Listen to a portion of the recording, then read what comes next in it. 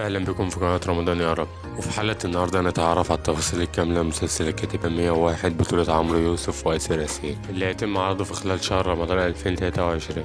بس قبل ما نبدأ حلقتنا يا ريت تظبطنا بلايك واشتراك وتفعل زر الجرس وتكتب لنا في التعليقات عايز الحلقة الجاية عن مسلسل ايه. ويلا ما نطولش عليكم ونبدأ حلقتنا ونقول بسم الله. رمضان أهلا مرحبا رمضان. يعود النجم عمرو يوسف في الموسم رمضان 2023 بمسلسل الكاتبة 101 بمشاركة النجم آسر ياسين بعد ما غاب عن الموسم الرمضاني حوالي أكتر من 4 سنين، واللي كانت آخر أعماله مسلسل ضايع واللي تم عرضه في شهر رمضان 2018. تدور أحداث المسلسل حول الكاتبة 101 وبطولات الجيش المصرية في سيناء وكيف نجحت في التصدي لتكفين داخل سيناء. ويرصد العمل بطولات رجال الكاتبة 101 لردهم على هجمات التكفيرين المتتالية، وكيف نجحت أبطال القوات المسلحة في إحباط المؤامرات ضد الدولة المصرية خلال فترة تعتبر هي الأصعب في تاريخ مصر.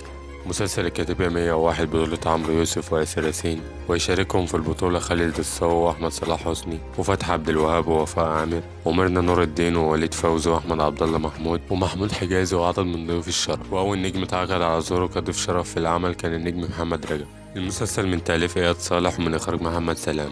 ومسلسل الكاتبة 101 هو بديل مسلسل الاختيار اللي استمر 3 سنين وحقق نجاح كبير، وشارك في بطولة نجوم الصف الأول هم كريم عبد العزيز وأمير كرارة وأحمد السقا وأحمد عز وياسر جلال وأحمد مكي، واللي كان بيعتمد على ظهور ضيوف شرف من نجوم الصف الأول.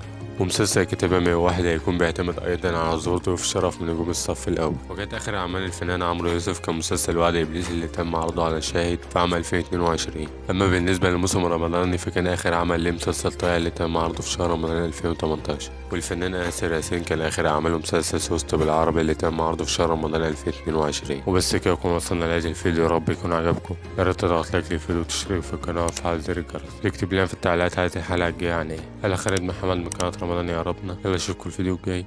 سلام.